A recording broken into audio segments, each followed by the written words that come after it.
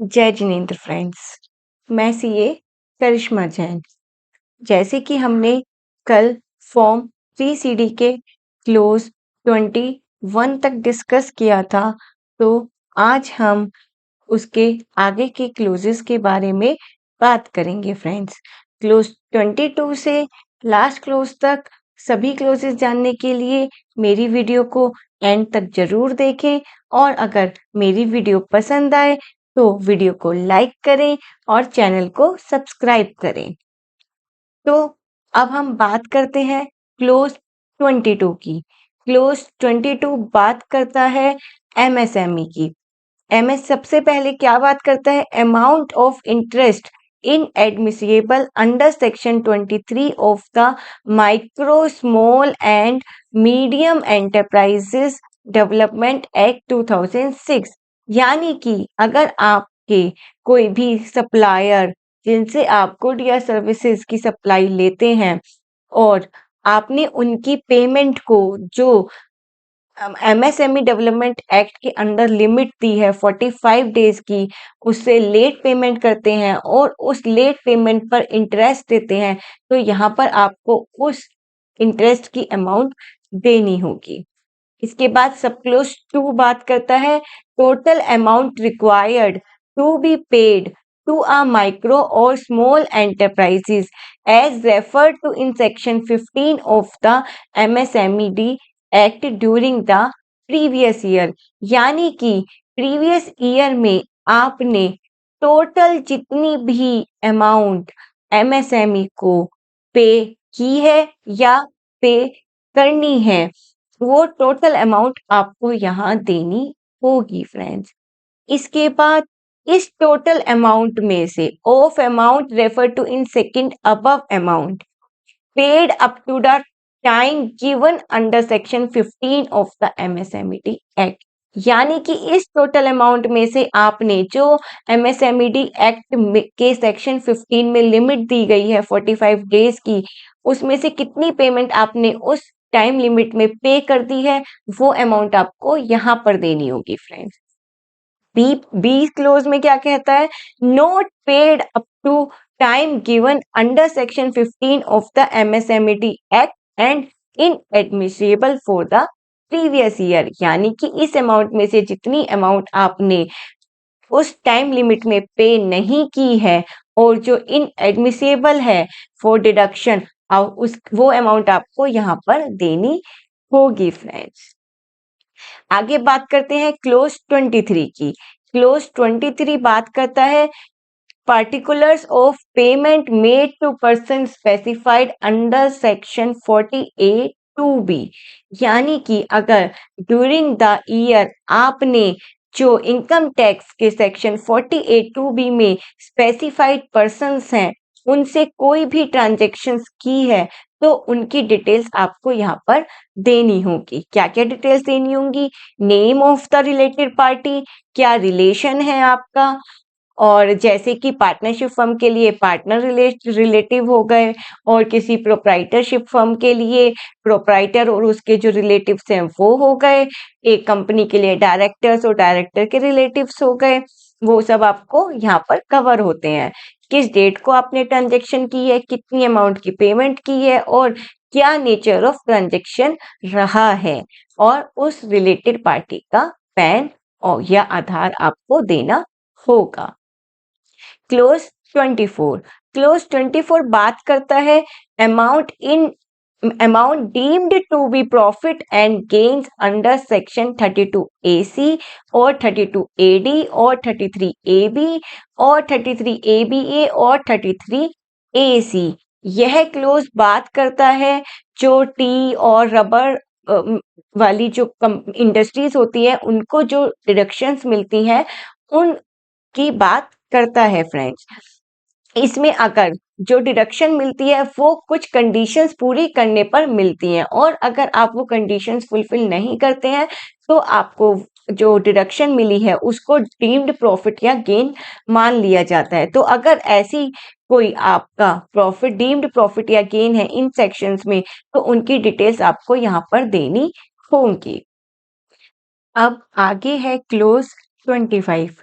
Close 25 बात करता है any amount of profit chargeable to tax under section 41 and computation thereof, यानी कि अगर कोई भी अमाउंट जो कि सेक्शन 41 में चार्जेबल टू टैक्स है तो उसकी डिटेल्स आपको यहाँ पर देनी होंगी।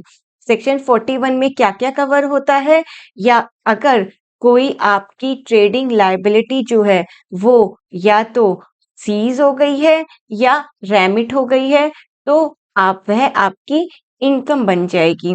इसके अलावा अगर आपने कोई साइंटिफिक रिसर्च की के लिए जो फिक्स्ड एसेट परचेज की थी और उसकी डिडक्शन आपने सेक्शन 35 में क्लेम कर दी थी और अब आपने उसे सेल कर दिया है तो उस पर जो इनकम होगी वह भी सेक्शन 41 में कैलकुलेट की जाएगी।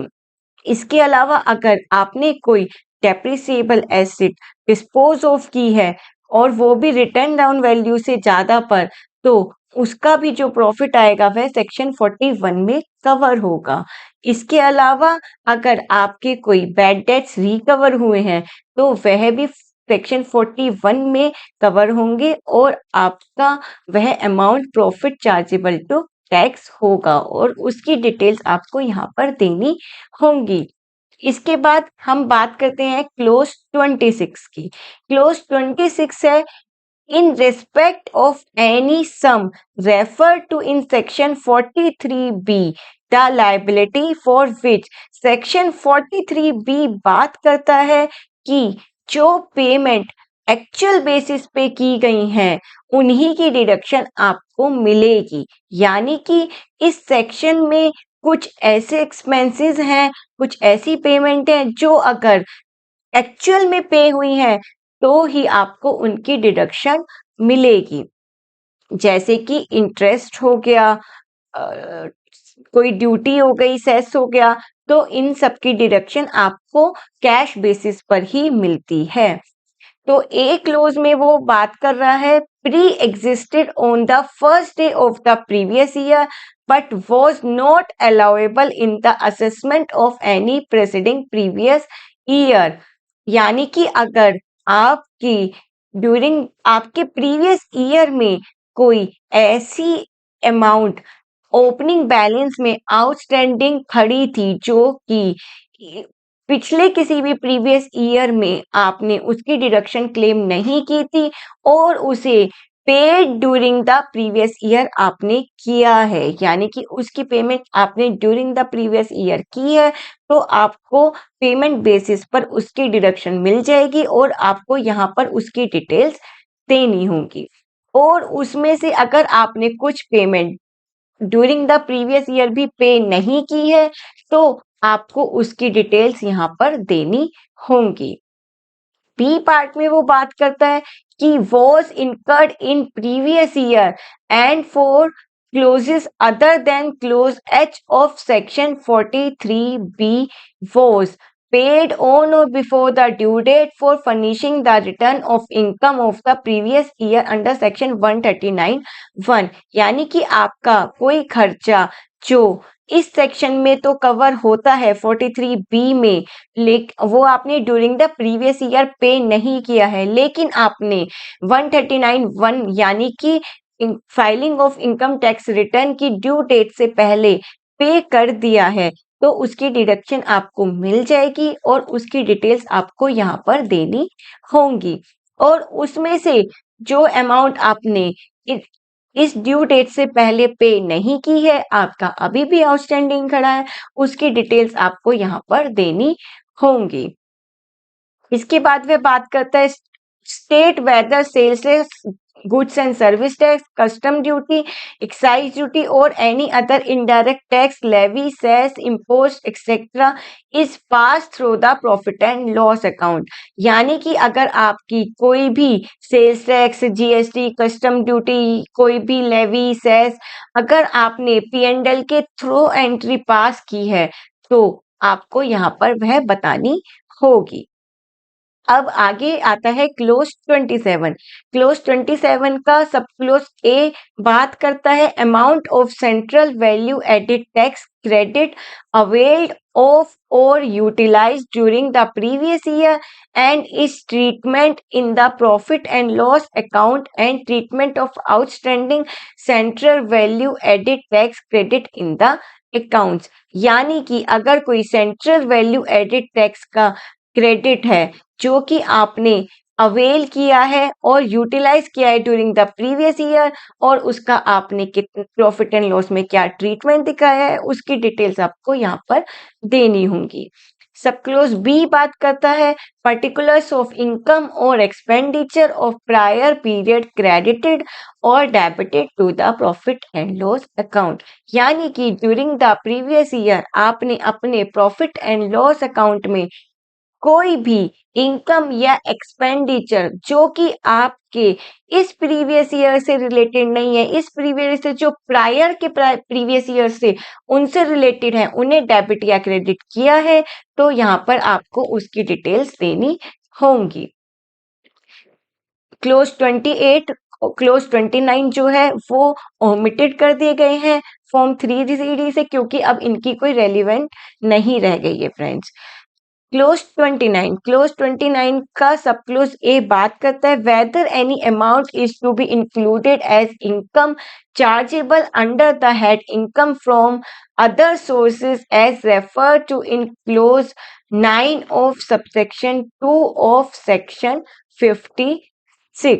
यानी कि क्लोज 9 ऑफ सेक्शन 56 टू बात करता है कि अगर आपने कोई एडवांस फॉरफिट किया है तो वह टैक्सेबल होता है और अगर आपने ड्यूरिंग द ईयर ऐसा कोई अमाउंट या एडवांस फॉरफिट किया है तो यहाँ पर आपको उसकी डिटेल्स देनी होंगी। सब क्लोज बी बात करता है whether any amount is to be included as income chargeable under the head income from other sources as referred to in clause 10 of subsection 2 of section 56। यानी कि जो सेक्शन 56(2) के क्लोज 10 में यानी कि गिफ्ट की बात करता है ये, अगर आपने कोई ड्यूरिंग द प्रीवियस ईयर कोई टैक्सेबल गिफ्ट रिसीव किया है तो यहाँ पर आपको उसकी डिटेल्स देनी होंगी। आगे क्लोज 30 बात करता है details of any amount borrowed on hundi और any amount due thereon including interest on the amount borrowed repaid otherwise than through an account payee cheque. अगर आपने कोई अमाउंट हुंडी से बोरो किया है और आपने उस पर जितना इंटरेस्ट दिया है या जितना आपने रीपे किया है उन सभी की डिटेल्स आपको यहाँ पर देनी होंगी। क्लोज 30 सब क्लोज ए बात करता है whether primary adjustment to transfer price as referred to in subsection 1 of section 92 CE has been made during the previous year. यानी कि अगर आपने प्रीवियस ईयर में एसोसिएटेड एंटरप्राइजेस से कोई ट्रांजैक्शंस की है आर्म्स लेंथ प्राइस पे या फिर उसमें कोई प्राइमरी एडजस्टमेंट की है तो यहाँ पर आपको उसकी डिटेल्स देनी होंगी। क्लोज 30 सब क्लोज बी बात करता है whether the assessee has incurred expenditure during the previous year by way of interest और of similar nature exceeding 1 crore rupees as referred to in subsection 1 of section 94 B. यानी कि अगर आपने कोई इंटरेस्ट अमाउंट जो कि इनएडमिसिबल है अंडर दिस सेक्शन वह ड्यूरिंग द ईयर अपनी एसोसिएटेड एंटरप्राइजेस को पे किया है तो यहाँ पर आपको उसकी डिटेल्स देनी होंगी। अगर आप अपनी एसोसिएटेड एंटरप्राइजेस से कोई भी अमाउंट बोरो करते हैं और उसे 30% of earning before interest tax depreciation and amortisation से ज़्यादा उसको इंटरेस्ट पे करते हैं तो वह एक्सेस पेमेंट जो है वो अलाउ नहीं होती है। यहाँ पर आपको उसी की डिटेल्स देनी है। आगे सब क्लोज सी बात करता है whether the assessee has entered into an impermissible avoidance arrangement as referred to in section 96 during the previous year। यानी कि अगर आपने कोई भी ऐसा एग्रीमेंट जो सेक्शन 96 के अकॉर्डिंग इन इम्परमिसिबल है वो किया है ड्यूरिंग द ईयर, तो यहाँ पर आपको उसकी डिटेल्स देनी होंगी। अब आता है क्लोज 31। क्लोज 31 बात करता है सेक्शन 269 SS, 269 ST और सेक्शन 269 T की। सबसे पहले सब क्लोज ए कहता है पर्टिकुलर्स ऑफ ईच लोन और deposit in an amount exceeding the limit specified in section 269 SS taken और accepted during the previous year. यानी कि आपने प्रीवियस ईयर में कोई भी लोन या डिपॉजिट एक्सेप्ट किया है, रिसीव किया है, जो कि ज्यादा है सेक्शन 269 SS की लिमिट से, यानी कि 20,000 से ज्यादा है, तो यहाँ पर आपको उसकी डिटेल्स देनी होंगी। क्या क्या डिटेल्स देनी होंगी? किससे आपने अमाउंट रिसीव किया है, उसका एड्रेस क्या है, कितना अमाउंट का loan during the year receive किया है, क्या वह loan during the year squared of हो गया है, यानी कि ड्यूरिंग द ईयर वह लोन खत्म हो गया है, और पूरे पूरे प्रीवियस ईयर में उसकी मैक्सिमम अमाउंट बैलेंस आउटस्टैंडिंग कितना रहा है, यहाँ पर आपको वह अमाउंट देनी होगी।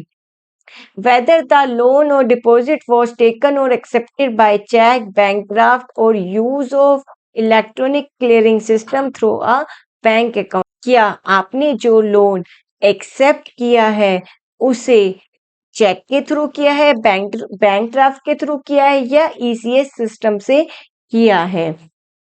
और उस और यहाँ पर code of the nature of such amount, आपको कोड भी देना होगा कि आपने उसे कैसे एक्सेप्ट किया है। इन केस द लोन और डिपॉजिट वॉज टेकन और एक्सेप्टेड बाय चेक और bank draft whether the same was taken और accepted by N account payee cheque और N account payee bank draft. क्या अगर आपने चेक या बैंक ड्राफ्ट के थ्रू से एक्सेप्ट किया तो क्या वे चेक और बैंक ड्राफ्ट अकाउंट पे थे? यहाँ पर आपको उसकी डिटेल्स देनी होगी। सब क्लोज बी बात करता है, सब क्लोज ए तो बात करता था लोन और डिपॉजिट की, और सब क्लोज बी बात करता है स्पेसिफाइड सम की। यानी कि सेक्शन 269 SS में जो स्पेसिफाइड सम है, अगर आपने वह during the previous year accept की है, तो यहाँ पर आपको उसकी डिटेल्स देनी होंगी फ्रेंड्स। सब क्लोज बी का ए बात करता है particulars of each receipts in an amount exceeding the limit specified in section 269 ST in aggregate from a person in a day or in respect of a single transactions or in respect of transactions relating to one event or occasion from a person during the previous year where such receipt is otherwise than by a check or bank draft or use of electronic clearing system through a bank account। Section 269 ST बात करता है cash payment की। यानी कि अगर आपने during the previous year section 269 ST की limit से ज्यादा का कोई भी ऐसा अमाउंट रिसीव किया है जो कि अदर देन बाय चेक और बैंक ड्राफ्ट था, तो यहाँ पर आपको उसकी डिटेल्स देनी होंगी। सेक्शन 269 ST की मोर डिटेल्स जानने के लिए आप मेरी वीडियो देख सकते हैं, जिसका लिंक मैंने आपको इस वीडियो के डिस्क्रिप्शन में दे दिया है। यहाँ पर क्या क्या डिटेल्स देनी होंगी? नेम ऑफ द पेयर, यानी कि आपने किससे अमाउंट रिसीव किया है, एड्रेस, उसका पैन नंबर, आधार नंबर, किस ट्रांजेक्शन के रिलेटेड आपने कैश रिसीव किया है, कितना अमाउंट का कैश रिसीव किया है और किस डेट को रिसीव किया है।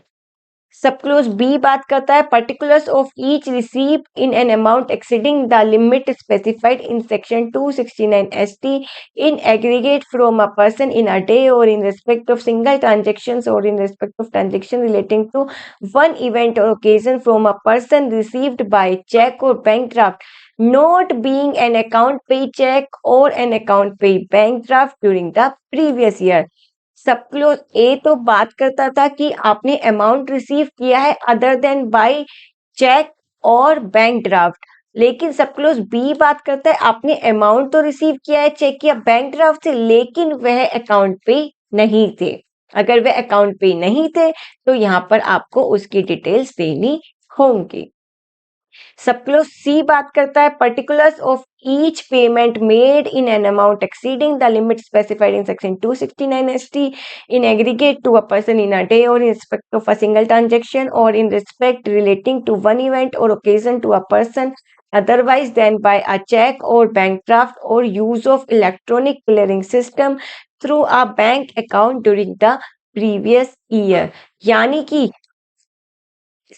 ऊपर वाला क्लोज तो बात करता था अगर आपने कोई अमाउंट रिसीव किया है, और यह क्लोज सब क्लोज सी बात करता है अगर आपने कोई इस सेक्शंस के लिमिट से ज्यादा की पेमेंट की है, तो यहाँ पर आपको उस पेमेंट की डिटेल्स देनी होंगी। आपने किसको पेमेंट की है, उसका एड्रेस क्या है, उसका पैन क्या है, आधार नंबर क्या है, किस ट्रांजेक्शन के लिए पेमेंट की है, कितने अमाउंट की पेमेंट की है और किस डेट को पेमेंट की है। और सब क्लोज डी बात करता है, यहाँ सी में बात की थी उसने अदर देन बाय चेक और बैंक ड्राफ्ट की, और डी में वह सेम बात करता है कि आपने पेमेंट चेक और बैंक ड्राफ्ट से तो की है लेकिन other than bye account payee cheque और बैंक ड्राफ्ट से की है, तो उसकी डिटेल्स आपको यहाँ पर देनी होंगी। सब क्लोज सी बात करता है particulars of each repayment of loan और डिपॉजिट और any specified advance in an amount exceeding the limit specified in section 269 and 269T made during the previous year। यानी कि अगर आपने कोई भी लोन जो एक्सेप्ट किया था उसकी रीपेमेंट की है और उसकी रीपेमेंट सेक्शन 269 एनटी की 269T की लिमिट से ज्यादा है, यानी कि 20,000 से ज्यादा है, तो उसकी डिटेल्स आपको यहाँ पर देनी होंगी। क्या क्या डिटेल्स देनी होंगी, नेम ऑफ द पे, किसको पे किया है, address of the pay, amount of the repayment, कितने अमाउंट की रीपेमेंट की है, maximum balance outstanding during the previous year, whether the repayment was made by cheque और बैंक ड्राफ्ट और यूज ऑफ ECS सिस्टम, क्या code था nature का, और क्या अगर आपने बैंक ड्राफ्ट और चेक से पेमेंट की है तो क्या वह अकाउंट पे ही थे या नहीं थे। सब क्लोज डी बात करता है particulars of repayment of loan और डिपॉजिट और any specified advance in an amount exceeding the limit specified in section 269T received otherwise than by a check or bank draft or use of ECS through a bank account during the previous year. अगर आपने किसी specified सम की payment की है during the year, तो यहाँ पर आपको उसकी डिटेल्स देनी होंगी, किसको पे की है, उसका एड्रेस, उसका पैन, उसका आधार, और क्या जो रीपेमेंट की है वो अदर देन चेक और बैंक ड्राफ्ट या ECS के थ्रू थी, अगर तो हाँ तो यहाँ पर आपको उसकी डिटेल्स देनी होंगी। सब क्लोज ई बात करता है particulars of repayment of loan और डिपॉजिट और any specified advance in an amount exceeding the limit specified in section 269T received by cheque और bank draft which is not an account payee cheque और account payee bank draft during the year. यानी कि अगर आपने किसी ऐसे loan या deposit की रीपेमेंट की है जिसे आपने रिसीव किया था बाय अ चेक और बैंक ड्राफ्ट, जो कि अकाउंट पे ही चेक या बैंक ड्राफ्ट नहीं था, और उसकी रीपेमेंट की है, तो यहाँ पर आपको उसकी डिटेल्स देनी होंगी। क्लोज 32 बात करता है sub clause A details of brought forward loss और depreciation allowance in the following manner to the extent available. यानी कि अगर आपका कोई पुराने सालों का लॉस जो था वो आपने during the year brought forward किया है या कोई आपका अनअब्सॉर्ब डेप्रिसिएशन था, तो यहाँ पर आपको उसकी डिटेल्स देनी होंगी। किस असेसमेंट ईयर का था, क्या नेचर ऑफ लॉस था, डेप्रिसिएशन अलाउंस था, कितनी अमाउंट आपने रिटर्न में दिखाई थी, कितना आपको नॉट अलाउड है, कितनी अमाउंट की आपने एडजस्टमेंट की है, अमाउंट ऑफ असेस्ड, और कोई अगर रिमार्क है तो यहाँ पर आपको वह देना होगा। सब क्लोज बी बात करता है whether a change in share holding of the company has taken place in the previous year due to which the losses incurred prior to the previous year can not be allowed to be carried forward in terms of section 79। अगर आज during the previous year किसी company के share holders change हुए हैं और section 79 के according अब वह अपना लॉस कैरी फॉरवर्ड नहीं कर सकता, तो यहाँ पर आपको उसकी डिटेल्स देनी होंगी। सब क्लोज सी बात करते हैं, whether the assessee has incurred any speculation loss refer to section 73 during the previous year, if yes please furnish the details of the same. यानी कि अगर प्रीवियस ईयर में आपका कोई स्पेकुलेशन लॉस था तो यहाँ पर आपको उसकी डिटेल्स देनी होंगी। सब क्लोज डी बात करते हैं, whether the assessee has incurred any loss refer to in section 73A in respect of any specified business during the previous year, if yes please furnish the details of the same। यानी कि अगर कोई section 73A के कोई loss था आपका तो यहाँ पर आपको उसकी डिटेल्स देनी होंगी। सब क्लोज ई बात करता है, in case of a company please state that whether the company is deemed to carrying on a speculation business as referred in sub explanation to section 73, if yes please furnish the detail of speculation loss if any incurred during the previous year। अगर कोई assessee जो है वो company है और वह company जो है वो स्पेकुलेशन बिजनेस कैरी करती है और उसका कोई लॉस है तो यहाँ पर उस स्पेकुलेशन लॉस की डिटेल्स आपको देनी होंगी।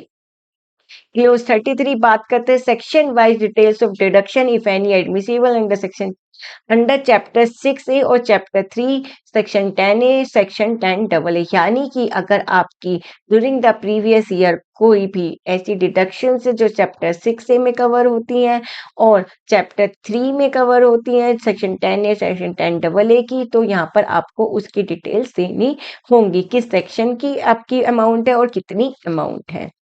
अब बात करते हैं क्लोज 34 की। क्लोज 34 बात करता है टीडीएस की। सब क्लोज ए कहता है, whether the assessee is required to deduct और collect tax as per the provision of chapter 17B और chapter 17BB, if yes please furnish. यानी कि ड्यूरिंग द प्रीवियस ईयर क्या असेसी को किसी भी ट्रांजैक्शन पे टैक्स डिडक्ट करने की या टैक्स कलेक्ट करने की लायबिलिटी थी और थी तो उसको यह सब डिटेल्स को फिल करना होगा। क्या क्या डिटेल्स, उसका टैन नंबर क्या था, किस किस सेक्शंस में उसने ट्रांजेक्शन्स की हैं, क्या क्या नेचर ऑफ पेमेंट थी, टोटल अमाउंट ऑफ पेमेंट और receipt of the nature specified in column 3। यानी कि आपने जो जो ये नेचर ऑफ पेमेंट दी है उसकी कितनी टोटल कितनी अमाउंट को आपने आपकी पेड कितनी पेमेंट थी और या फिर रिसीप्ट थी, यहाँ पर आपको वह अमाउंट देनी होगी और इस अमाउंट में से कितनी अमाउंट पे टीडीएस डिडक्ट करने की या टीसीएस कलेक्ट करने की रिक्वायरमेंट थी, यहाँ पर आपको वह डिटेल्स देनी होंगी और उस रिक्वायरमेंट में से कितनी अमाउंट पे आपने टीडीएस डिडक्ट किया है या टीसीएस कलेक्ट किया है, इस कॉलम में आपको वह डिटेल्स देनी होंगी। और अमाउंट ऑफ टैक्स डिडक्टेड और कलेक्टेड आउट ऑफ 6, यानी कि आपने इस अमाउंट पर कितना टैक्स डिडक्ट किया है या कितना टीसीएस कलेक्ट किया है, यहाँ पर उसकी अमाउंट देनी होगी। Total amount on which tax was deducted और collected at less than specified rate out of. यानी कि आपने अगर इस पे आपकी लायबिलिटी थी 2% का टैक्स डिडक्ट करने की और आपने 2% से कम कम रेट से टैक्स डिडक्ट किया है तो यहाँ पर आपको वह अमाउंट देनी होगी। यानी कितनी अमाउंट पे आपने स्पेसिफाइड रेट से कम रेट पर टैक्स डिडक्ट किया है, यहाँ पर वह अमाउंट देनी होगी। अमाउंट ऑफ टैक्स डिडक्टेड, उस पर कितना टैक्स डिडक्ट किया है और अमाउंट ऑफ टैक्स डिडक्टेड और collected not deposited to the credit of the central government out of 6 and 8। यानी कि इसमें से जितना आपने यहाँ पे टैक्स डिडक्ट किया या टीसीएस कलेक्ट किया है और यहाँ पर यानी कि जितना आपने टैक्स डिडक्ट किया है और टीसीएस कलेक्ट किया है, कितना आपने गवर्नमेंट को डिपॉजिट नहीं कराया है, यहाँ पर आपको वह अमाउंट देनी होगी। यहाँ इस टेबल में फ्रेंड्स आपको हर एक सेक्शन की अलग अलग सब डिटेल्स देनी होंगी। सब क्लोज बी बात करते हैं whether the assessee is required to furnish the statement of tax deducted और tax collected, if yes please furnish the detail.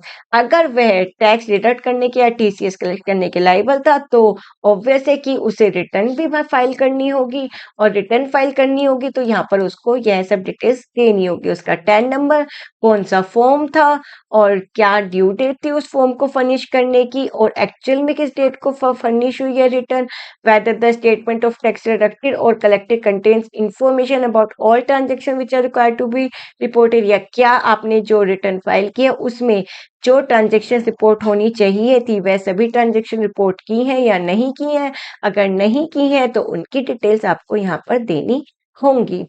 सब क्लोज सी बात करता है whether the assessee is liable to pay interest under section 2011A और section 206C7, if yes please furnish. क्या assessee कोई भी interest on TDS या फिर लेट पेमेंट ऑफ टीडीएस या फिर नॉन डिडक्टेड ऑफ टीडीएस की पे जो इंटरेस्ट लगता है या लेट फाइलिंग पे जो इंटरेस्ट लगता है, अगर वह सब पे करने के लिए लायबल था तो यहाँ पर आपको उसकी डिटेल्स देनी होंगी।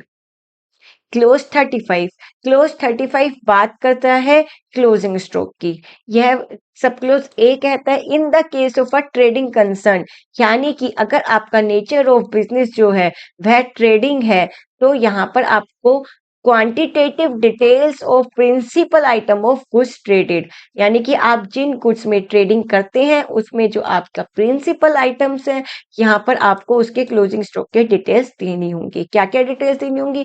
आइटम का नेम, यूनिट, किस यूनिट में आप मेजर करते हैं, उसका ओपनिंग स्टॉक कितना था, purchase during the previous year, आपने कितनी यूनिट की परचेज की है ड्यूरिंग द प्रीवियस ईयर, कितनी यूनिट की सेल की है और कितना आपका क्लोजिंग स्टॉक बचता है, और अगर कोई शॉर्टेज या एक्सेस है तो यहाँ पर उसकी डिटेल्स देनी होंगी। सब क्लोज बी बात करता है in the case of a manufacturing concern, यानी कि आपका नेचर ऑफ बिजनेस अगर मैन्युफैक्चर करने का है तो यहाँ पर आपको मैन्युफैक्चरिंग कंसर्न को यहाँ पर क्लोजिंग स्टॉक की डिटेल्स देनी होंगी। किस किस की देनी होंगी? रॉ मटेरियल्स की, आइटम नेम, क्या क्या आपके रॉ मटेरियल्स है, कितनी यूनिट है, यानी कि आप किस में मेजर करते हैं, मीटर में, नंबर्स में, किलोग्राम्स में, जिसमें भी मेजर करते हैं यहाँ यूनिट देनी होगी, कितना ओपनिंग स्टॉक था, कितना आपने परचेज किया ड्यूरिंग द प्रीवियस ईयर, कितना आपने उसमें से कंजम्पशन कर ली है, कितना आपने एज इट इज सेल कर दिया है और कितना आपका क्लोजिंग स्टॉक बचता है, यह सब डिटेल्स आपको यहाँ पर देनी होंगी। फिर बात करते हैं फिनिश प्रोडक्ट्स की, यानी कि आपका क्या कौन सा फिनिश प्रोडक्ट्स है, किस यूनिट में आप मेजर करते हैं, उसका ओपनिंग स्टॉक, उसका परचेज अगर आपने परचेज किया है और कितनी quantity during the year manufacture की है, कितनी सेल कर दी है और कितना क्लोजिंग स्टॉक बचता है आपका, और अगर कोई आपकी शॉर्टेज या एक्सेस है तो उसकी डिटेल्स देनी होगी। उसके बाद बात करते हैं बाय प्रोडक्ट्स की, अगर कोई आपका बाय प्रोडक्ट बनता है तो यहाँ पर उसकी डिटेल्स देनी होगी, आइटम का नेम, यूनिट, ओपनिंग स्टॉक, अगर आपने उसे परचेज किया तो परचेज और कितनी क्वांटिटी मैन्युफैक्चर की है, सेल कितनी की है, क्लोजिंग स्टॉक और कोई शॉर्टेज या एक्सेस है तो उसकी डिटेल्स यहाँ पर आपको देनी होंगी। अब आगे आता है क्लोज 36 बी। 36 बी बात करता है whether the assessee has received any amount for buyback of share as referred to in sub clause F of clause 22 of section 2, यानी कि अगर असेसी ने कोई भी अमाउंट बायबैक ऑफ शेयर से रिलेटेड रिसीव किया है तो यहाँ पर उसकी डिटेल्स देनी होंगी। आगे आते हैं क्लोज 37, 38 एंड 39 जो कि बात करते हैं अदर ऑडिट की। 37 बात करता है कॉस्ट ऑडिट की, अगर ड्यूरिंग द ईयर आपने कोई कॉस्ट ऑडिट कराया है तो यहाँ पर आपको उसकी डिटेल्स देनी होंगी। 38 बात करता है अगर आपने सेंट्रल एक्साइज एक्ट के अंदर कोई ऑडिट आपका हुआ है तो यहाँ पर आपको उसकी डिटेल्स देनी होंगी। क्लोज 39 बात करता है अगर आपने फाइनेंस एक्ट 1994 के सेक्शन 72A में कोई ऑडिट कराया है तो यहाँ पर आपको उसकी डिटेल्स देनी होंगी। आगे आता है क्लोज 40। क्लोज 40 बात करता है details regarding turnover, gross profit etcetera for the previous year and preceding previous year. आपका कितना आपका जीपी रेशियो था, कितना एनपी रेशियो था ड्यूरिंग द प्रीवियस ईयर और प्रीसीडिंग द प्रीवियस ईयर, यहाँ पर आपको उसकी डिटेल्स देनी होंगी। क्लोज 41। क्लोज 41 बात करता है please furnish the details of demand raised और refund issued during the previous year under any tax law other than the income tax act 1961 and wealth tax act 1957, जो कि अब तो खत्म हो चुका है, along with details of relevant proceedings। यानी कि अगर इनकम टैक्स एक्ट के अलावा किसी और एक्ट में आपकी कोई भी डिमांड रेज हुई है या कोई आपको रिफंड इशू हुआ है, तो यहाँ पर आपको उसकी डिटेल्स देनी होंगी। किस फाइनेंशियल ईयर से रिलेटेड वो डिमांड थी या रिफंड था, क्या नेम ऑफ द लॉ था, स्टेट, अदर्स टाइप डिमांड क्या था, डिमांड था या रिफंड था, डेट ऑफ डिमांड या रिफंड कितने अमाउंट का था, और अगर कोई उससे रिलेटेड रिमार्क्स है तो वह देना होगा। अब आता है क्लोज 42। क्लोज 42 का सब क्लोज ए बात करता है whether the assessee is required to furnish statement in form number 61 और फॉर्म नंबर 61 ए और फॉर्म 61 बी। क्या जो असेसी है वह फॉर्म 61 या 61 ए या फॉर्म 61 बी फाइल करने के लिए लायबल है? अगर है तो यहाँ पर आपको उसकी डिटेल्स देनी होंगी। यह फॉर्म्स कुछ स्पेसिफाइड एंटिटीज को अपने फाइनेंशियल स्टेटमेंट्स के रिगार्डिंग फाइल करने होते हैं। अब आगे आता है क्लोज 43। क्लोज 43 का सब क्लोज ए बात करता है whether the assessee or its parent entity or alternate reporting entity is liable to furnish the report as referred to in subsection 2 of section 286। अगर असेसी या फिर उसकी किसी पेरेंट एंटिटी को अगर सेक्शन 286 के सबसेक्शन 2 के अंदर कोई रिपोर्ट फर्निश करनी होती है तो यहाँ पर उसकी डिटेल्स देनी होंगी। अब बात करते हैं फॉर्म 3CD के लास्ट क्लोज, क्लोज 44 की। क्लोज 44 क्या कहता है? Breakup of total expenditure of entities registered और not registered under the GST.